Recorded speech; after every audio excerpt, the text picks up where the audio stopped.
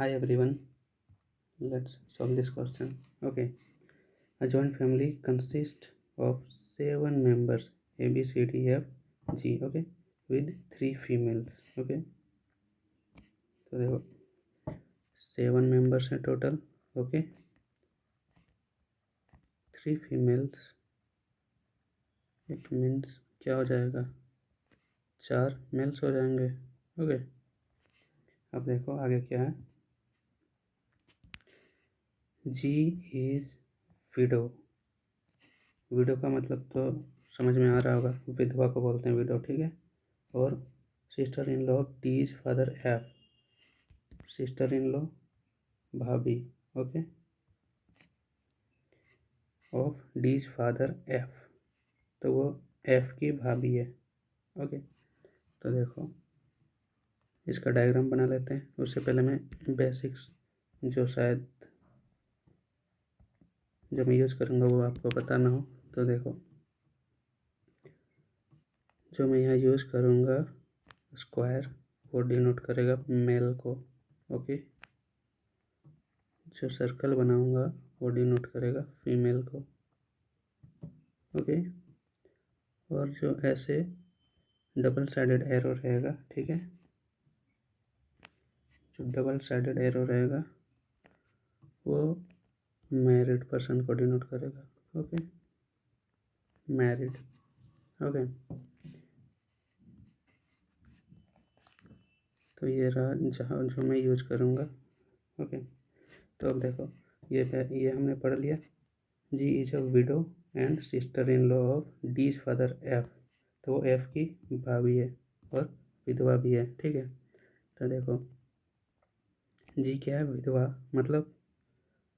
मतलब कि वो फीमेल है, विधवा. ठीक है, किसकी, तो देखो भाई पहले इसका तो शादी हुआ होगा किसी से. ठीक है, ये हो गया भाई डेड. ठीक है, ये जनरल एक सिबलिंग का लाइन है, सिंपल लाइन. ओके, यहाँ आ जाएगा एफ. ठीक है, तो एफ की भाभी हो जाएगी. यहाँ क्लियर है. ओके, डीज फादर एफ, तो ये एफ जो है डी का फादर है, तो डी को इधर ले लो. ठीक है, हमारा वहाँ तक क्लियर हो गया. ओके, अब चलो next. B and D are siblings. Okay, तो लाइन खींच दो भाई, डी और बी सिबलिंग्स है, मतलब या तो ये भाई होगा या बहन, या ये भाई या बहन. ठीक है, यहाँ भी जेंडर क्लियर नहीं है, इसलिए मैं ना तो सर्कल बना रहा हूँ ना ही सर्कल. ओके, अब देखो आगे. ए इज डॉटर ऑफ बी. ठीक है, ए का जेंडर क्लियर है कि वो डॉटर है, मीन्स वो फीमेल है, तो हम सर्कल कर देते हैं ए को. ठीक है, अब आगे क्या है देखो. C is cousin of B. Cousin मतलब चचेरा भाई बहन. ठीक है, तो देखो सी किसकी कज़न है, बी की. ओके, यहाँ देखो बी यहाँ है, तो इसके चचेरी कौन होगा, ये होगा उसका चाचा. ठीक है, तो उसका कज़न, जाहिर सी बात है इसका बेटी या बेटा होगा. ठीक है, तो वो है भाई सी दिया हुआ क्वेश्चन में. ओके, तो यहाँ तक डायग्राम क्लियर है. ओके, तो देख लो यहाँ तक हमारा है फर्स्ट जनरेशन. ओके, और ये है हमारा सेकंड जनरेशन. ओके, और ये है हमारा थर्ड जनरेशन. ओके, तो हमें पूछा गया है भाई who is E, who is E, और हमें जितने भी इंफॉर्मेशंस थे यहाँ से कहीं भी ई का जिक्र किया ही नहीं गया.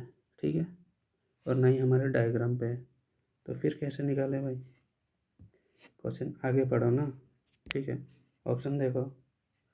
वाइफ ऑफ एफ, ये हो सकता है क्या, वाइफ ऑफ एफ हो सकता है भाई, क्यों नहीं। देखो ई को हम वाइफ बना दें इसे, ठीक है, तभी तो डी आएगा, नहीं तो ऐसे हवा में कैसे आ जाएगा बिना मेरिट के। ओके, तो देखो ई को हम वाइफ बना दिए तो ये हो सकता है। ओके, पॉसिबल है। ओके, क्योंकि पॉसिबिलिटी चेक कर रहे हैं, क्योंकि हमें ना इधर कोई रिलेशन ही नहीं मिला, इसलिए हमें पॉसिबिलिटी चेक कर रहे हैं। ठीक है, तो ए तो हो सकता है भाई, मतलब वाइफ ऑफ एफ। ठीक है, अब देखो ग्रैंड मदर ए हो सकता है क्या। ए देखो ये हुआ सेकंड फर्स्ट, हो सकता है क्योंकि इनके बच्चे हैं डी और बी और उनके बच्चा है ए, तो पॉसिबल है। ओके, तो हमारा ऑप्शन 2 भी सही हो गया। ओके, अब थर्ड क्या कहता है, आंट ऑफ सी। ठीक है, ये जो ई है आंट ऑफ सी सही है क्या, ये देखो देखो ये जो थे ना, ये जो भी था एक और ये दो, दोनों भाई थे। ठीक है, तो सी का चाचा कौन था, एफ, तो ई चाची लगेगी। तो सिंपल सी बात है ये कि थर्ड भी हमारा फॉलो हो रहा है। ठीक है, तो सी भी सही है, तो हमारा आंसर क्या हो जाएगा फिर, तीनों सही है, तो 1 2 3 तीनों। ओके।